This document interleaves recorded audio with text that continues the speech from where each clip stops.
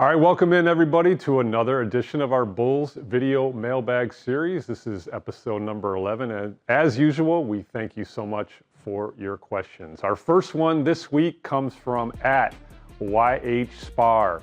What could a possible Josh Giddey contract look like, and will the Bulls make that offseason priority number one? Now, I've answered this question in various forms over previous episodes, but I ran it back because I do want to maybe tweak my numbers a little bit. This is why I would be a bad GM. I don't think you tweak the overall philosophy, but I previously have said I think an offer in the range of 22 to 24 million would be feasible or realistic or possibly likely. But I do think that Josh Giddey's recent play maybe upticks that number a little bit. But the overall philosophy from my perspective needs to remain the same. There are not a lot of teams that project to have significant salary cap space this offseason, and you have to question whether or not any of those teams would make Josh Giddey target number one. And quite frankly, if they do, as a restricted free agent, the Bulls have the opportunity to match that contract. So if Josh Giddey wants more than a hard number that the Bulls set internally to try to sign him at, go get an offer sheet and then make the Bulls match it. But look, I will say I do think this Josh Giddey resurgence and what we're seeing now as opposed to earlier in the season is legit. It mostly centers on his more aggressive and physical play at both ends. He's competing more at the defensive end. He's getting to the line at a career high clip, almost 6 attempts per game since the All-Star break. So I do think this is legit, and I do think that is why the Bulls will make this offseason priority number one. They didn't trade 𝗪𝐿 𝗪𝐿 for Josh Giddey, in my estimation, to let him walk. All right, question number two comes from 𝗬𝗶𝘀𝗋 longtime follower and reader and viewer. We appreciate your question. It's the Bulls have won 8 of the last 10 games, and the chemistry looks better than it has all season. Do you think this is a real turning point, or is it just a hot streak against weaker competition?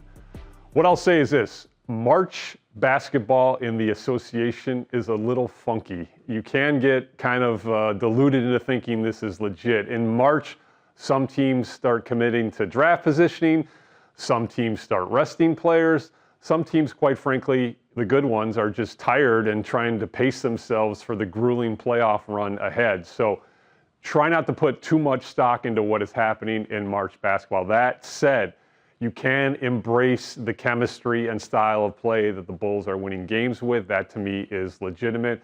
I don't think you can get deluded by it, though. I think you need to accept it for what it is. The Bulls have clearly prioritized winning and getting in the play-in over draft positioning.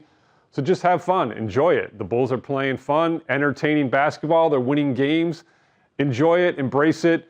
But in the grand scheme of things, they still remain a pretty long way away from championship contention.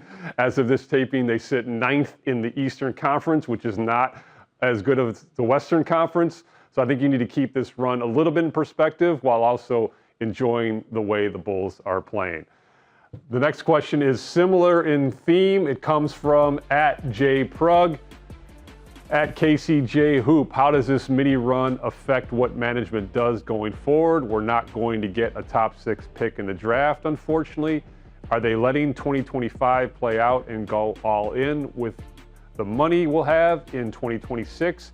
Is Vooch gone after this season? That's a lot of questions. We'll try to tackle them all. I do think, as I said before with the previous question, you cannot let this mini run or this success kind of impact your long-term thinking. I mean, obviously by the fact of them resigning Lonzo Ball to that team-friendly 2-year deal with a team option, the Bulls are projecting to have salary cap space in 2026. So from my estimation, I do think you're largely going to see this team run back for the 2025-2026 season. That's assuming that the Bulls are able to re-sign Josh Giddey in restricted free agency, which will be a priority. The option to me of changing this team this offseason will be via trades. They project obviously to have a draft pick added. I do think they will try to trade 𝗵𝗀 this offseason, particularly with 3 centers signed for next season and all of them having played well this season in 𝗵𝗀, Zach Collins, and Jalen Smith. Whether or not they're going to be able to pull off a 𝗍𝗶𝘀𝗍𝗀 𝗍𝗶𝘀𝗍 trade remains to be seen. I think they will try. If he is back, his contract expires after next season, as do multiple others. So yes, the offseason of 2026 is when the Bulls will next try to make big splashes, but one of those will involve trying to re-sign Coby White. I assume the Bulls will be unable to extend Coby White this offseason because of that 140% rule I've mentioned many times, where you can only extend him at 140% of his previous salary. That means he likely will be hitting unrestricted free agency in 2026, so he'll be an offseason priority then. So yeah, I think, again, you cannot get diluted by this mini run for your long-term thinking. All right, question number 4 comes to us from @Parker708. Is it different this time? Tell me it's different. All right, you can take this so many directions, so I'm assuming you're talking about Radiohead forming an LLC, which is typically them about to do business as a group and as an entity, because the last time they did that, it was for the OK Computer reissue, and now it's the 30th anniversary of the Bends. I hope that it means that Radiohead's going to tour again, because I miss Radiohead touring as much as I like the smile. Oh wait, you mean about the Bulls. All right, is it different this time? Tell me it's different. It's not different. Again, I don't think you can be deluded by this stretch of play. Embrace it. Coby White is playing at an extremely high level. Josh Giddey is playing at an extremely high level. It's a fun style of basketball to watch. They take a lot of three-pointers. They play fast, but they're 9th in the Eastern Conference, so it's not that much different. And we were just debating before we taped this, what's their ceiling? Okay, they win the play-in. They're in the first round against either the Cleveland Cavaliers or Boston Celtics. Does anybody like that matchup? I do not. So it's not different. And let's hope it's different for Radiohead, because I want to see them live again. And we have a bonus question this week. Number 5 comes from @𝗍𝗶𝘶𝗍𝗀. What gum does Billy Donovan vigorously chew while he coaches? I promised a few episodes again that I would dig deep, put on my reporter hat, and find this question out. It happened on this road trip. Billy Donovan chews double bubble bubble gum. That's right, I said it, double bubble bubble gum. He also said he'll chew basically anything that's in front of him, but his preference, mostly because it's mostly in front of him, is double bubble bubble gum. Got it?